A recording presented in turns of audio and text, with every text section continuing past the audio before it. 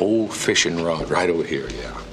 To New York and finally met him, which... Old country music stars with the worst tempers of all time. Country music has always loved its saints and its sinners, and the line between the two often runs straight through a backstage hallway. The faces on the posters smile, the songs promise comfort, and the tours look polished. But behind the scenes lives a different kind of electricity, the flint that flies when proud artists guard their sound, their time, and their people.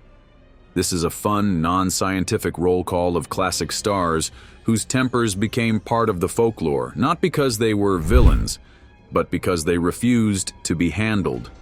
No shade here. Most of them were total pros once the red light blinked on.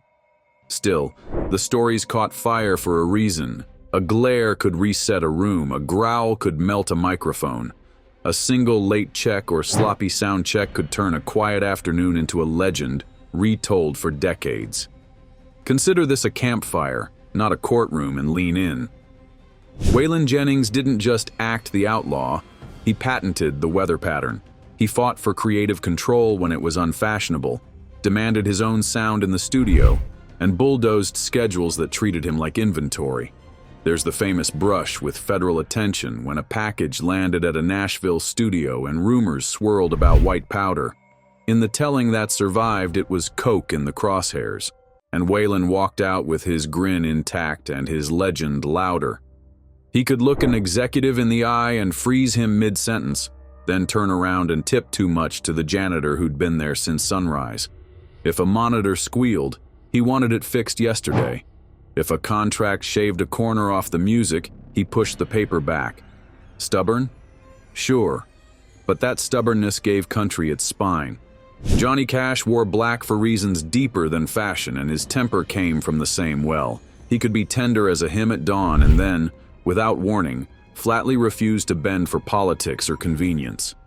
He tussled with pills, with managers, with the law, and with a forest fire that burned far beyond a camp circle and cost him more than a little pride. Yet he'd walk into a prison and sing mercy to men the world forgot, then walk out and bark at a suit who tried to cheapen the message. If a TV producer wanted a smile on cue, Cash might hand them a stare instead. Fans didn't mind. They heard the thunder under the baritone and trusted it. The man in black didn't bluff. When he said no, the room adjusted. Hank Williams Jr. learned the hard way that gravity doesn't care about bloodlines. After the fall that nearly took him off the map, he returned with a different face and the same fire, and he didn't calibrate that fire for anyone's comfort. He spoke his mind on television intros and in interviews, and when a question came slanted, he'd straighten it with a sentence that made producers swallow. Bands loved him for his loyalty and braced for his fuse. If a sound man wasn't listening, he'd know. If a venue tried to nickel and dime the crew, they'd know faster. The larger-than-life energy on stage had an echo backstage, and woe to the clipboard that tried to tame it. He was country's bull moose, and he charged only when he felt the herd needed a path. David Allan Coe built a persona from barbed wire, tattoos, and a dare to look away. He invited argument the way a prize fighter invites the bell. If a promoter hemmed and hawed, he countered and closed. If a critic wagged a finger, he showed the crowd the finger wag and sold more shirts. Backstage, he could be combative about a set list or a narrative, but it came from a missionary zeal for telling stories his way. Bandmates learned to read the weather in his eyes. Clear, partly cloudy, or all hell breaking loose. He wasn't impossible. He was unfiltered, and in a business that often teaches politeness as survival, he kept a knife-sharp edge and used it mostly on nonsense. Johnny Paycheck sang like a man who'd seen the wrong side of payday one too many times, and his temper matched the bark in his voice. He didn't write fairy tales about bosses and bills, he wrote warnings. In one notorious night, a barroom dispute slid from words to a gunshot, and the next verse was sung in court under fluorescent lights. He served his time, came out humbled, and still carried that coiled spring in his shoulders. On stage, he was a union of grit and ache. Off stage, he expected the same from everyone wearing a laminate. Cross him, and he'd let you know. Treat the band right. and he'd split his last cigarette and his last joke with you at 3 a.m. Billy Joe Shaver looked like he'd been carved by pocket knife and wind. He wrote lines that punched like truth and fought for them with the same fists when he had to. A dust-up outside a Texas bar turned into a long legal chapter that ended in acquittal and a grin that said he'd seen worse.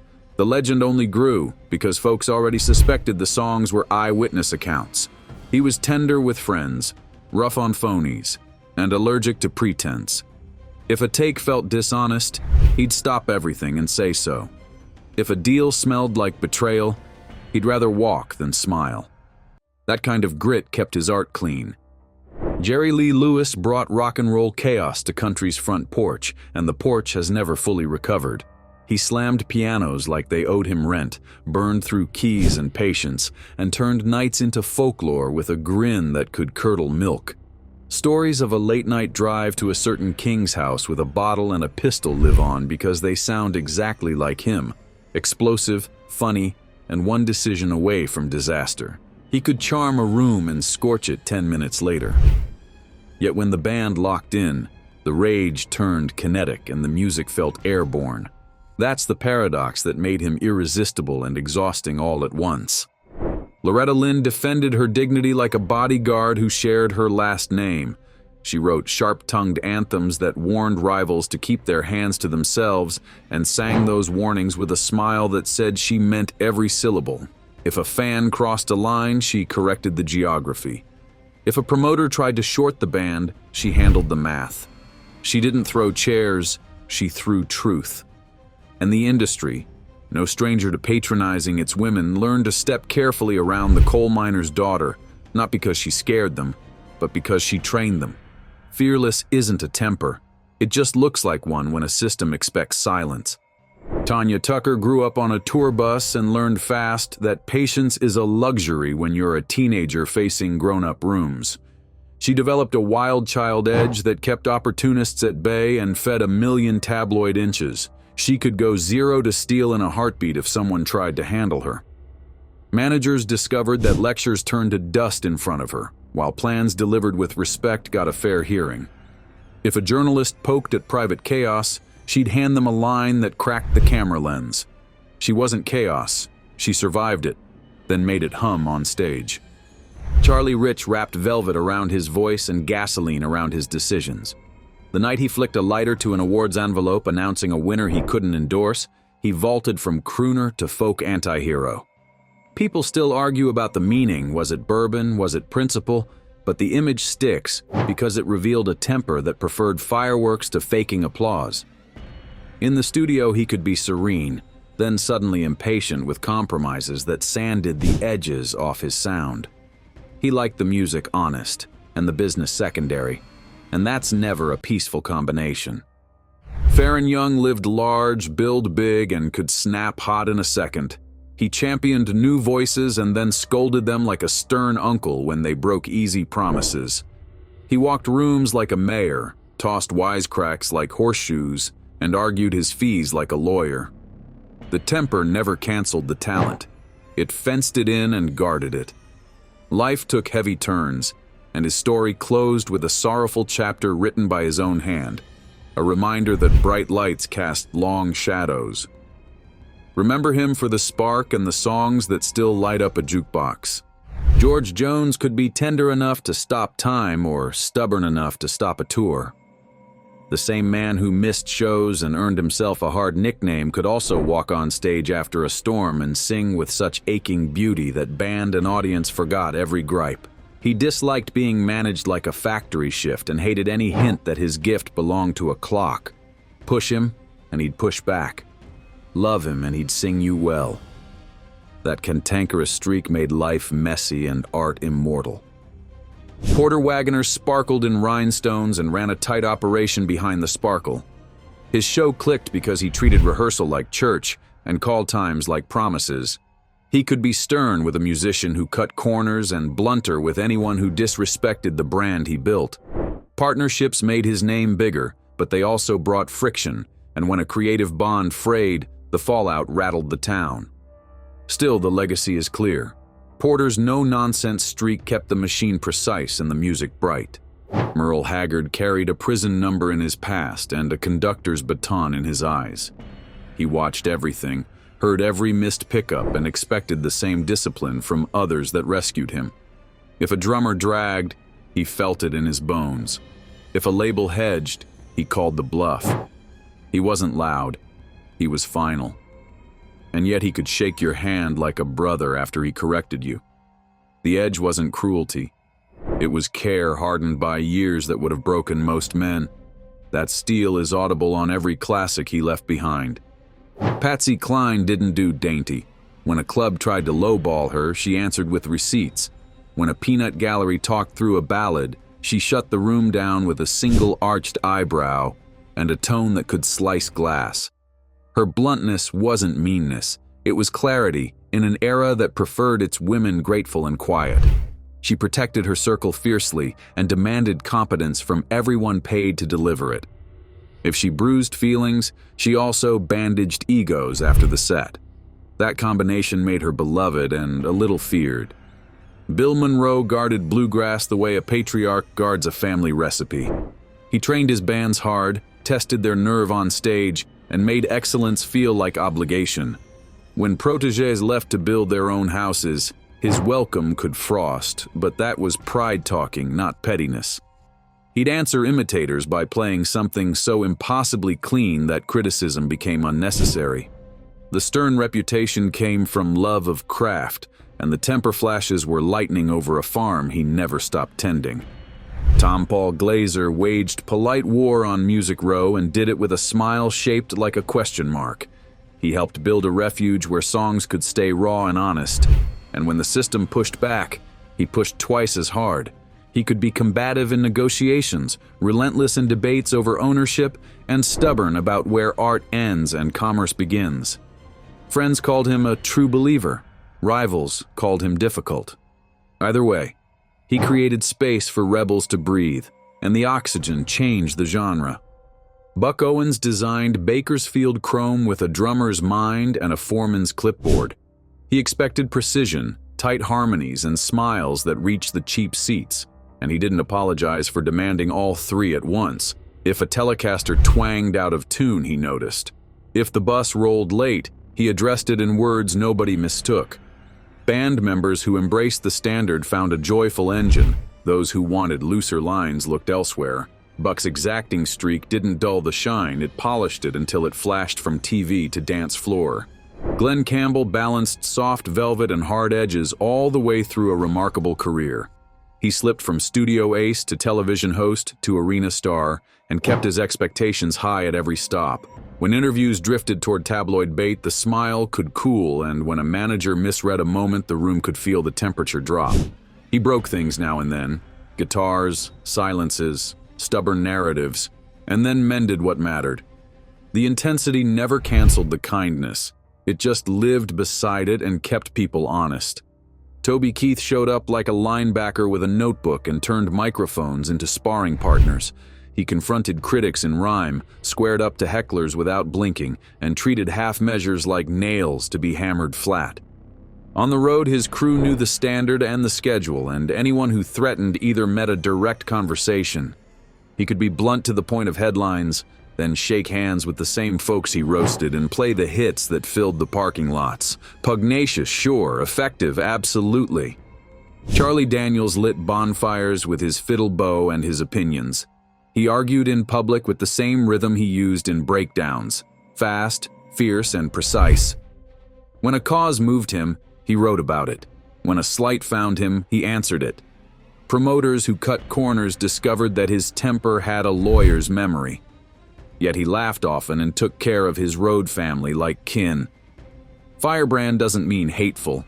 In his case, it meant brave enough to speak and strong enough to play it out loud. Here's the secret braided through these tales. The Tempers were gatekeepers. They slammed doors on laziness and kept the wolves of compromise from chewing up the songs. Yes, some explosions were overkill. Yes, some apologies came late. But much of what people label fury was simply a refusal to be treated like product. Old country isn't spotless, but it is fearless, and somebody had to draw the lines that made it stay that way. These stars drew them, sometimes in ink, sometimes in fire. The rumors about vices travel right alongside the music, because that's how town gossip moves. Coke floated through certain circles as carelessly as coffee, and a cloud of cannabis hung over green rooms where laughter ran easy and stories got taller. The hard stuff tempted more than a few, and some nights ended with a lamp dented, a phone thrown, or a hotel manager turning pale. Bedroom scandals sold magazines, friendships shattered and stitched back together, and managers learned the delicate art of keeping geniuses safe from themselves. These details aren't there to gawk at. They explain the sparks and the scars that live in the grooves. What saves the legend from becoming a cautionary pamphlet is the craft. Anyone can shout. Few can step into a spotlight after a blow-up and deliver a verse so perfect the room forgets why it was tense. Waylon did that, Cash did that, Haggard did that. Loretta did that with a smile that said she'd win both the argument and the encore. Tanya could pivot from a barbed aside to a note that made eyes water. George Jones could walk out late and still redeem the night with 3 minutes of absolute truth. Temper without brilliance is just noise. Brilliance with a temper is a wildfire you can't look away from. It's easy to imagine the modern industry has sanded all the edges away. Not quite. What's changed is the number of cameras in every room and the speed of judgment. The old guard blew up in relative privacy and woke up to stories that could be argued over coffee. Today, a side-eye becomes a viral clip by the next exit. That's partly why these older tales loom so large. They arrived not as pixels, but as living folklore passed from driver to lighting tech to label rep. The colors grew richer in the retelling, but the core stayed the same. High standards enforced by people unwilling to be managed like widgets. Picture the flashes that built the mythology. Waylon staring down a clipboard, then tipping the janitor double. Cash stepping from a prison stage into a boardroom and refusing to let a producer dull a lyric. Hank Jr. grinning through a spicy question and answering with a line that made the host swallow. Co rewriting on a napkin while daring anyone to stop him. Paycheck cooling a fuse and stoking a mic. Shaver telling a judge he wrote his truth and a jury agreeing he could go home. Jerry Lee pounding a piano so hard a screw jumped. Loretta settling a salary dispute with arithmetic that made an accountant nod. Tanya swatting gossip with a one-liner, then nailing a chorus. Charlie Rich choosing a lighter instead of a lecture. Farron striding a hallway like election day. George Jones riding a lawnmower toward redemption. Porter counting band intros. Merle lifting a hand, quieting a room, and starting a song that reset a life. Patsy turning a heckle into hush with one syllable. Bill Monroe carving time until the band sounded hewn from oak.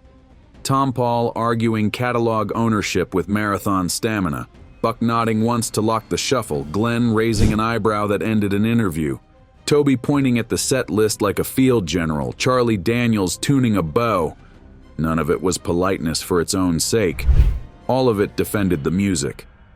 So let's leave the saints and sinners talk to someone else and keep the campfire burning. The point isn't to praise the blow-ups or to excuse the harm. It's to understand why the fuse existed at all. Art that lasts doesn't bloom in a vacuum. It needs defenders who will growl at the budget, stare down the clock, and kick a door if that's what it takes to save a song. When you spin these records, you can hear the arguments that shaped them. The stomp of a boot that demanded a better mix, the sigh after a late apology, the fierce joy when everything finally locked. Call it temper, call it grit. Either way, it kept country music honest, and that's why we're still telling these stories tonight. If you enjoyed this video, like and subscribe, and also click the next video shown on your screen.